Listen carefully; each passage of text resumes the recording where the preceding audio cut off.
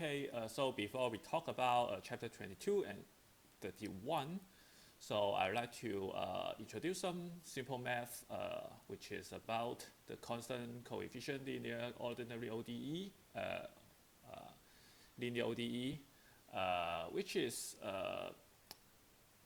I think, the simplest kind of differential equation which to solve, but it will be very useful for engineering students. No matter you need to describe a RLC circuit, which we will talk about in the next two chapters, or you need to describe a mechanical systems, as long as it relates to any kinds of dynamics. Differential equation is widely used. Constant coefficient linear ODE is not all about the differential equation, but it's simple type. But there are some other types of ODE which is solvable, but related to this course, constant coefficient linear ODE is really useful, and it is built the systematic solution to this kind of differential equation. So in this lecture, I'll talk about what is differential equations, what is linear differential equation, and what is constant coefficient linear ordinary differential equation. And I'll talk about the steps to really solve this kind of differential equation. We will need to find the homogeneous solution, non-homogeneous solution, or we can call it the particular solutions. Then finally, we add them together to form the complete solution. And actually, as long as we may have some kinds of initial condition, we can find the unknown parameter inside the homogeneous solution to find the unique solution. So first of all, differential equation. In mathematics, a differential equation is an equation that relates one or more functions and their derivatives. In primary school or high school, we may have learned some algebraic equation, something like 3x plus 7 equals to 13, something like that, and then we try to solve x, and x is actually a number, so we call that the algebraic equation. But here, the unknown is a function or more functions or several functions, and the equation is formed by the function itself and the function of functions and their derivatives. It's actually a function of function. And there are two types of differential equation in terms of the type. One type is the ordinary differential equation, and another type is called the partial derivative differential equation. And generally, ordinary differential equation is easier to solve, and actually an equation contains only ordinary derivatives of one or more dependent variable with respect to a single dependent variable is called a ODE. If a equation consists of the partial derivative, it is called a partial differential equation. For example, in the first one, dy over dx plus 5y equals to exponential to x. So y is, in this case, y is a function of x. So this dependent variable in this equation is x, and the unknown function is y. And likewise, this one, the second derivative to y minus dy dx plus 5y equals to 0. It's the same case, but it's a second order ODE. But for this case, dt plus dx dt plus dy dt equals to 2x plus y. So in this case, there are two functions that we hope to find, or maybe we cannot really find it, but x, y are the unknown functions, and t is the dependent variable. So it only consists of one dependent variable. Maybe for more complex case later in chapter 32, the Maxwell equation will face some sort of partial differential equation. The differential form of the Maxwell equation is actually a group of partial differential equation. But so far, we learned to solve the ODE first. So here, so what is linear differential equation? First of all, on the left, this is actually a differential equation, and if this differential equation is said to be linear, which means that f is a linear function, and this function has many arguments. For example, x is our unknown function. It can has its original function, the first derivative, second derivative up to the nth derivative, and if f is linear, then this is a linear differential equation.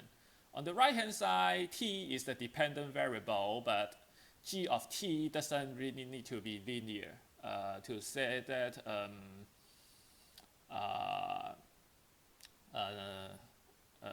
this star equation is a linear differential equation. So what does linear means is that we consist of this x, first derivative of x until the nth derivative of x, and then we multiply it by a function of t only, and then we add all of them together. Then this function f, capital F, is called a linear function, which means that it cannot consist of a term of x squared or dxdt times x.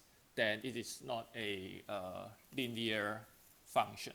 Or in a linear algebra language, it is called a linear combination of all these arguments.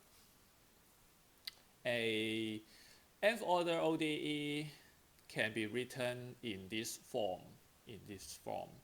So we add the n derivative, n minus 1 derivative until the original function multiplied by a function of time only, not a function of x, then add all of them together. And the right hand side doesn't consist of x or any derivative of x. It only consists of a function of time, the function of the dependent variable. So for example, this one, the second derivative of y minus the first 2 times y prime plus y equals to 0 is a linear ODE. This one, the third derivative plus of x plus 3tx prime minus 5x equals to exponential of t. So in this case, this is called the an called the coefficient.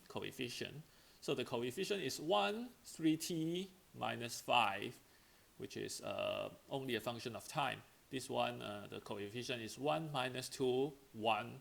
So it's a constant. It's of course a function of time only, not a function of y. So, but here you see that on the right hand side it is exponential to t. It's not a linear function of time. So but actually g of t doesn't really need to be linear to call this differential equation to be linear. So this is still a linear differential equation. However, for these three equations, they are not linear. For example, this one, it has a term 1 minus x or multiplied by x prime. So it has a term x times x prime. This term is not linear. And for the second one, the second derivative of x with respect to time plus sine of x equals to 0. This term is okay, but sine of x is not a linear function. So this is not a linear differential equation. For this one, x, the fourth derivative of x plus x squared equals to 0. Equals 0.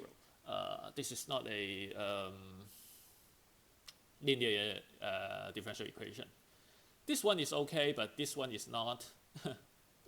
We must be careful that within a bracket, which means the fourth derivative, but this term without the bracket, so this is x squared, so this is not a linear term. So this is not a linear differential equation.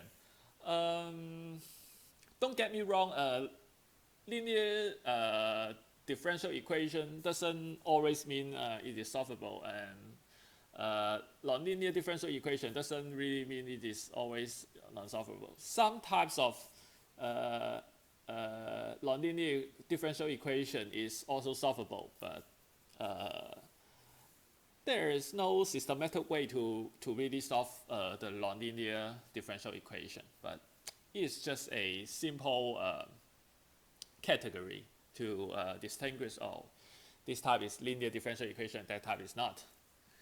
So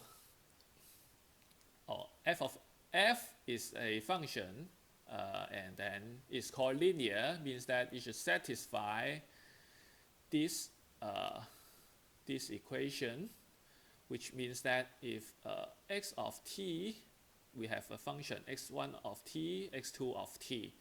We multiply x1 of t by a1, and we multiply x2 of t by a2 when we add them together, and when we put the whole function into this function f, it should be equals to, we put x1 into f and then multiply by a1 plus we put x2 into this function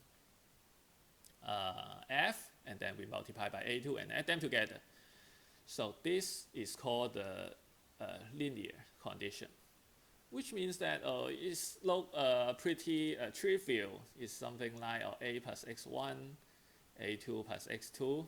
So we have a1 is factored out, a1 is factored out, a2 is factored out, and then the plus can be separate, so that we have a1f x1, a2f of x2, and then equals to f of a1x1 plus a2x2.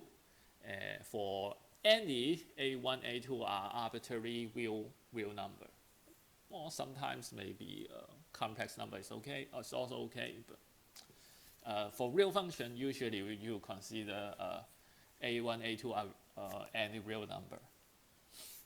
And actually, f is linear if and only if it can satisfy this relation. So next, we will consider the constant coefficient, ODE, constant coefficient ODE. So if all the coefficients in a linear ODE are constant, then it's called a constant coefficient linear ODE. So it is actually self-explaining. This name is self-explaining, which means that in the previous page, we have the star equation. All the coefficients are the function of time, but now if it is a constant coefficient, which means that all the coefficients should be a constant, so it is not varying with respect to time. It is actually a number, no matter positive, negative, or maybe 0. But actually, an shouldn't be 0 if it is a nth order differential equation. Then and usually we'll normalize it to 1 just for some sort of simplicity. And actually, this type of ODE is easy to solve with a systematic procedure. We can, no matter what is really an minus 1 until a0, and for some sort of at, we can also follow this procedure to find the solution. But g of t is not arbitrary function to be solved in time domain. But maybe when you learn the Fourier transform or Laplace transform, you can try to solve some other types of function for g of t. And actually, when you consider the numerical solution, and then you don't really need to care about what g of t is, you just substitute all the stuff into the equation, and then you find the next step. So in this lecture, we consider the analytic ones too.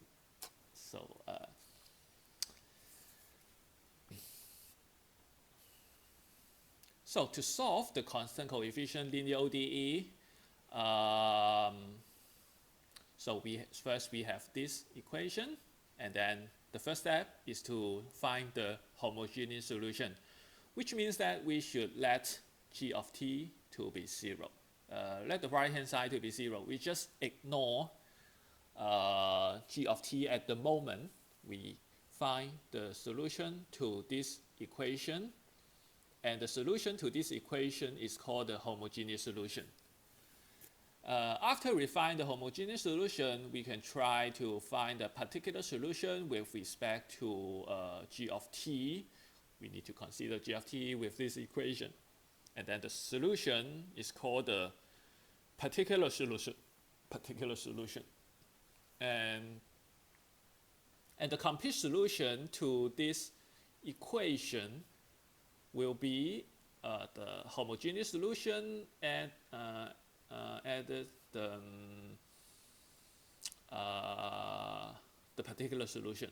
Then this is called the complete solution. And usually without the initial condition, there will be many unknown parameters in the homogeneous solution.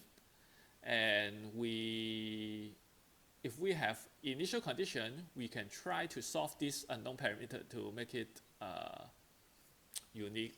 Otherwise, there are many solutions for the homogeneous solution. But for particular solution, there will always be a 1 with respect to a given g of t with this equation. So finally, we should use the initial value to determine the unknown coefficient in the homogeneous solution. So actually 3 steps: find the homogeneous solution, find the particular solution, but sometimes finding the particular solution is related to the homogeneous solution. So be careful, we should always try to find the homogeneous solution first, and then we try to determine the particular solution. Then we add them together, and then as long as we have an initial condition, then we can determine the unknown coefficient in the homogeneous solution, so that our complete solution can be a unique one. So first of all, we try to solve the homogeneous solutions. Which and this one is called the homogeneous equation, which means for the original constant coefficient ODE, we just ignore g of t. We just let the right hand side to be 0. Then this is called the homogeneous equation, and we try to solve this to get the homogeneous solution. Okay, so for nth order, it will be a little bit complicated. So let's just make it a second order one, but no matter how high the order is, it is still solvable. It is still solvable. But second order equation is a good demonstration.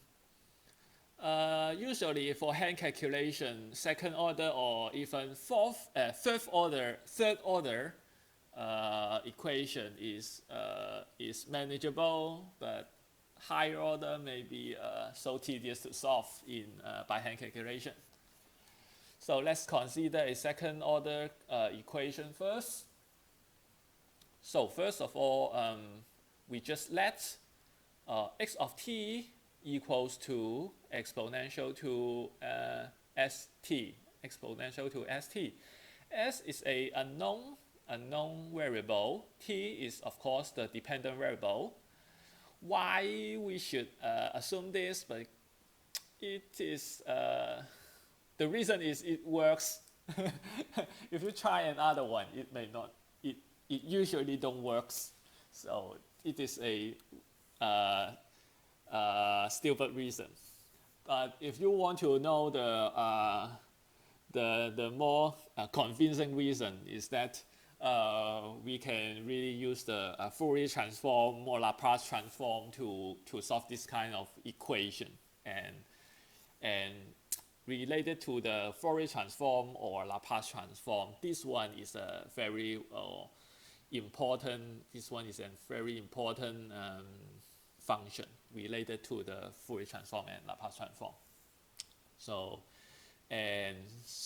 actually, so we just assume we just come up with an idea. This function will work. So, but actually, for any types of constant coefficient ODE, this function works perfectly. So let x of t equals to exponential to st, and then we substitute this one into the homogeneous equation, so that this is exponential function. Take the derivative of it is not so difficult. So we have the chain rule. So we have s squared for the second derivative. A is original a, and then for the exponential function, we take the derivative. It should multiply by itself. So we have a s squared exponential to st. The second one, b exponential to st, and then chain rule, we have to multiply by s. So we have bs exponential to st. And the last one, c times x, is simple c times exponential to st equals to 0. So we substitute exponential to st into the original homogeneous equation. So we find that exponential to st shouldn't be 0. Exponential function actually can never be 0 unless t tends to infinity for s is smaller than 0. But it cannot be exactly 0. So we can just eliminate it. So we have this equation called we have an equation like this: as squared plus bs plus c equals to 0. And it is called the auxiliary equation, or sometimes we can call it characteristic equation. Characteristic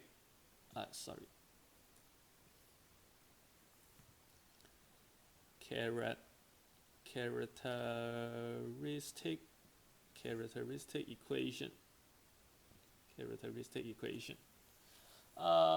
In linear algebra, when you try to find the eigenvalues, it is called the characteristic equation.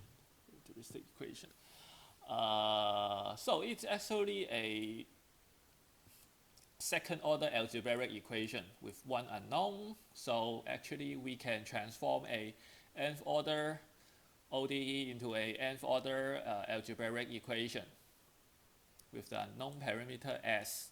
So we have the s here. And then okay, so we have this homogeneous equation. We assume x of t is the exponential function, and we try to solve this algebraic equation. In high school, you already know it. There will be 3 cases. The first case is b squared minus 4ac is larger than 0. The second case is equal to 0. The third case is smaller than 0. Okay, so for the first case, it seems to be the easiest one. So for this case, we have distinct real roots. S1 is not equal to S2. So our homogeneous solution is C1 times exponential to S1t plus C2 times exponential to S2t. S1 and S2 are the roots of this algebraic equation, of the auxiliary equation, And C1 and C2 are two unknown parameters to be determined. And you may ask why we need to multiply these two C1, C2 to the exponential function, because it seems that we solve S1 and S2. Then this is the homogeneous solution to this homogeneous equation, and which means that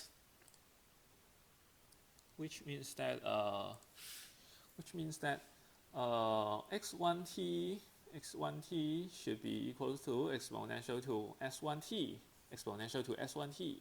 and x2t should be equal to exponential to S2t. So these two x1t and x2t should be solution to this one. And I hope you remember that just now we mentioned the linear relationship, which means that suppose the function f is linear, which will satisfy. Just now we name it by c. But maybe we can just name it by a1. We can actually write it as c1 also.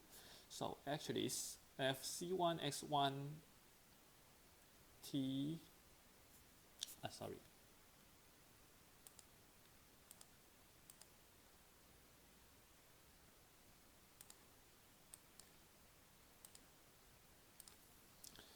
We will have this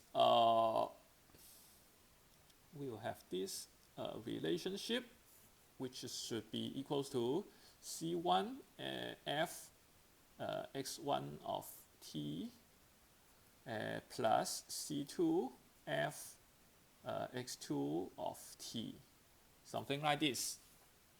And as long as this is 2, and as long as x1 and x2, x1t and x2t are the solution, which means that f of x1t are the solution.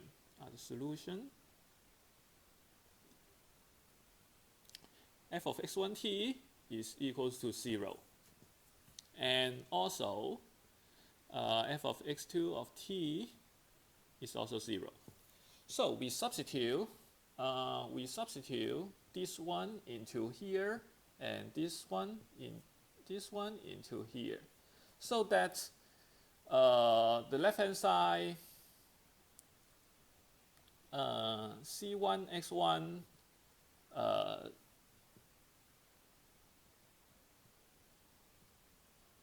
c1 x1 plus c2 x2, I don't write the t, should be C1 plus C1 times 0 plus C2 times 0, which is 0, which means that C1x plus C2x, C1x1 plus C2x2 is also a solution, is also a solutions. There are infinite many solutions because for all C1, C2 are real number. So as long as C1, C2 are real number, this one is also the solution to the homogeneous equation. That's why we need to multiply them by a known variable, and then we add them together. So this one is the solution to the homogeneous solution to the homogeneous equation for the first case. So this is case 1.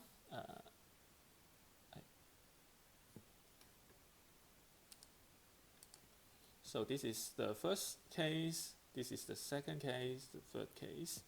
So for the second case,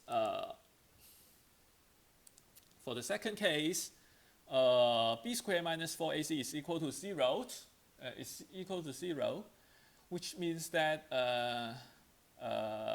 this algebraic equation or the auxiliary equation has repeated real roots. Which means that S1 equals to S2. And the complementary solution will be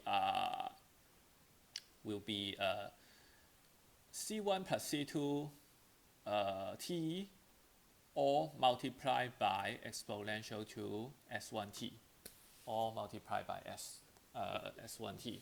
Because in this case, S2 is equal to S1, which means that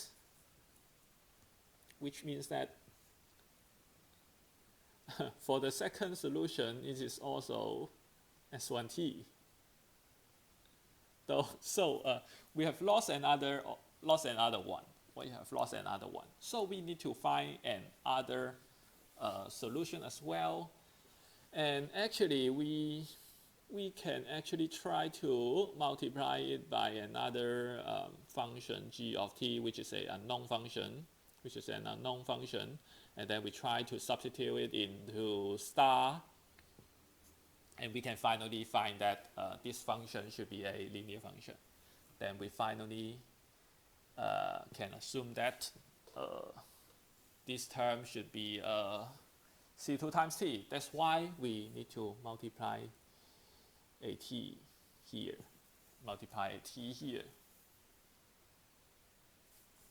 So this is the second case for b squared minus 4ac is equal to 0. For the third case, is that b squared, maybe I shouldn't use a bar here. It's not a minus sign. So don't confuse with it.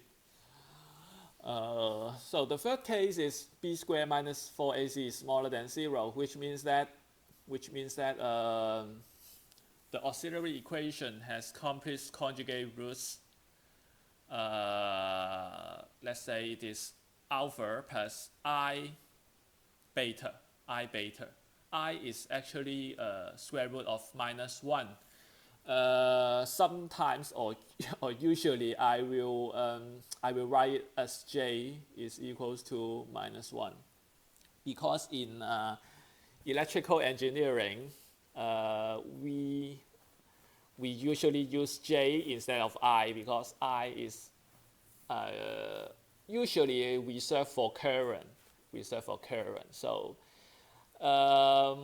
So for most of the electrical engineering textbooks or paper, we use j rather than I, but actually j is also square root of minus 1.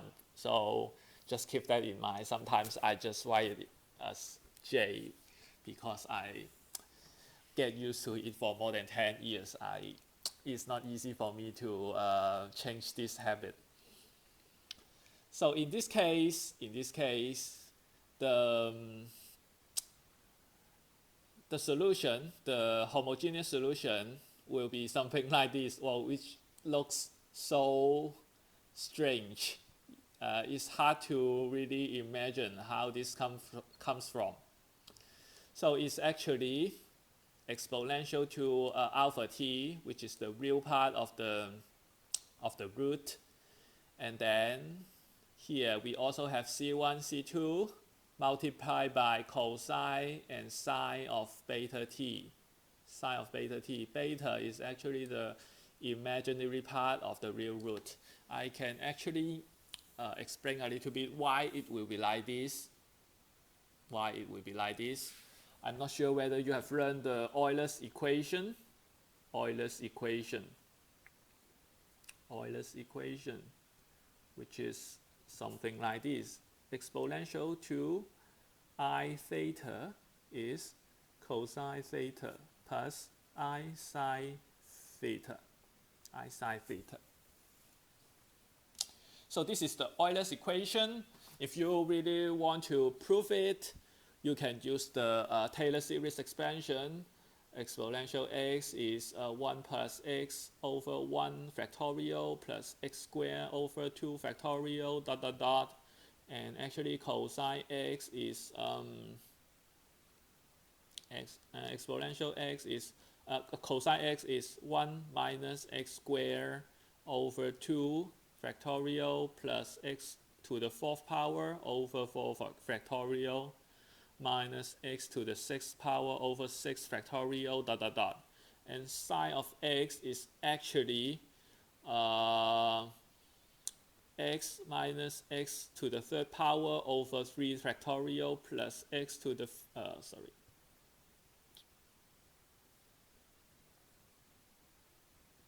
plus x to the 5th power over 5 factorial minus x to the 7th power over 7 factorial plus dot dot dot. So you all substitute it by x to be I theta, and then you will find that exponential to I theta is equals to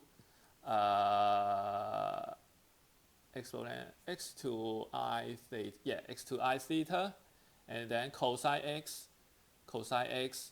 you just change x to theta, then you will find that exponential to I theta is equal to cosine theta plus I sine theta. If you want to prove it more rigorously, you need to consider the convergency region, which is over which is just too tedious to consider that, but it's just for engineering student, I think this is quite enough. It's quite enough.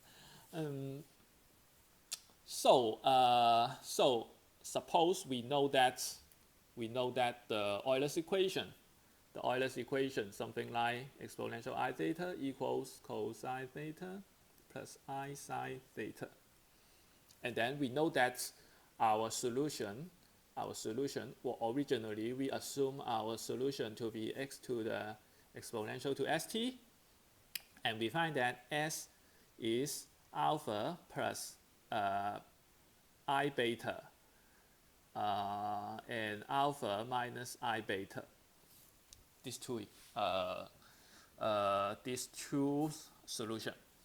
So we can actually substitute it into the x of t, So maybe this one is s1, this one is s2. So when we substitute s1 into x of t, we call it x1 of t, which is something like this: alpha plus I beta t, something like this. So we can just write it as this: exponential to alpha t times I exponential to I beta t, exponential to I beta t, because this is an exponential function. This is a plus in the exponent, so that we can multiply them together. So now we already get the preceding term. Maybe we can just write C1 in front. Maybe we can write A1 in front, A1 in front, A1 in front. So for this term, it is actually using the Eulers equation. We have cosine beta t plus sine beta t.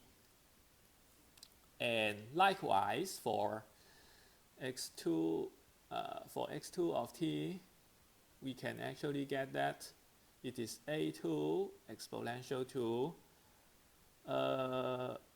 alpha t cosine beta t plus this is not plus, this is minus. This should be minus. This should be minus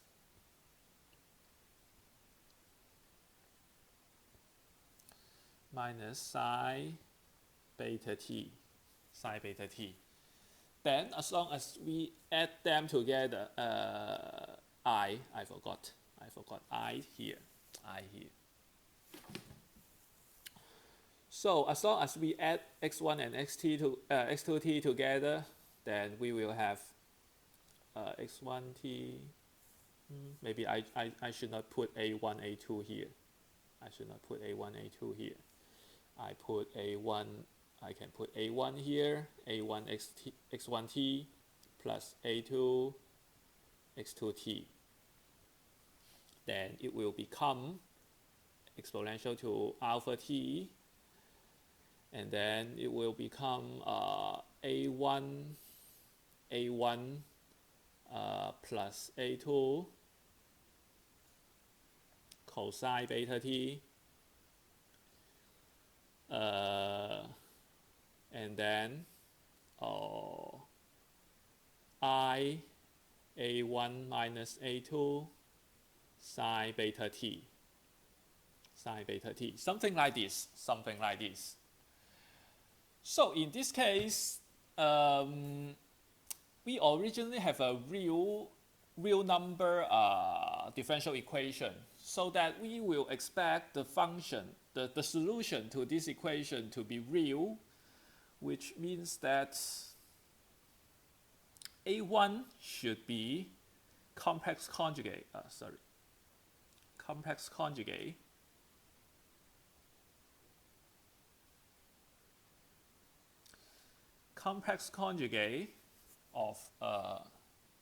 A2, and then it turns out that this is a real number. This is also a real number, because as long as maybe we can just let A1 to be C plus ID, and then A2 will be its complex conjugate C minus ID, so that A1 plus A2 will be 2C. This will be 2C, which is a real number. And then A1 minus A2 will be 2ID, and then multiplied by I, so that it will become minus 2D, which is also a real number. In this case, we can just call it C1 and C2, so that it turns out that we have this equation, we have this form of solution. And this is all the three types of the solution to the homogeneous equation.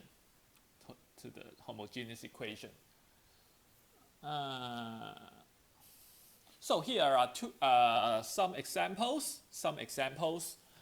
So the first case is 2x double prime minus 5x prime minus 3x equals to 0. So we can just simply write the auxiliary equation like this: 2s squared minus 5s minus 3 equals to 0. And then we can find that the two roots are minus 1/2 and plus 3 and positive 3. So that's the homogeneous solution is C1 times.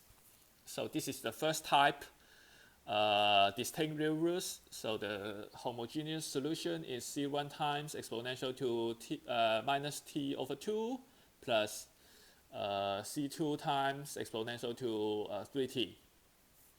The second case is x double prime minus 10x prime plus 25x. So actually we can find the auxiliary equation is s squared minus 10s plus 25 equals to 0. So we can just squaring it, s minus 5 all squared equals to 0. So s1 and s2 is 5.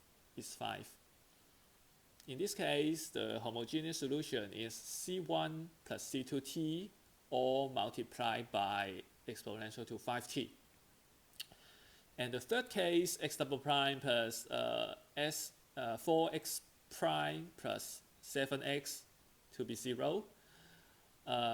So the auxiliary equation is s squared plus 4s plus 7. So we just change second derivative to s squared, first derivative to s, and then x to be 1. So we have the auxiliary equation like this. And then s1 will be minus 2 plus square root of 3i. And s2 to be minus 2 minus square root of 3i. So the homogeneous solution is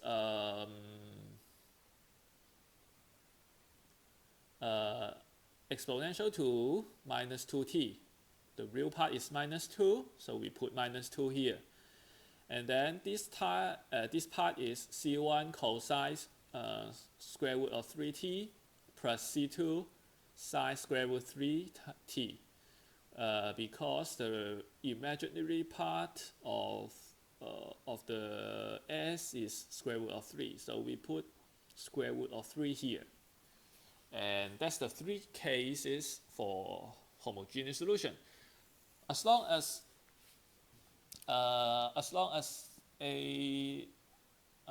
we have a higher order ODE, then the auxiliary equation will be higher order, but it turns out it can factor to be some first order or second order, and then polynomial, and then multiply them together. So it cannot leave these three types of cases: distinct real roots, repeated real roots, and complex conjugate root. Maybe it can be a repeated real root for fourth order. Then it will become a C1 plus C2t plus C3t squared plus C4t to the third power, something like that. But solving homogeneous solution will be a simple procedure. So this is the first part. This is the first part of this lecture.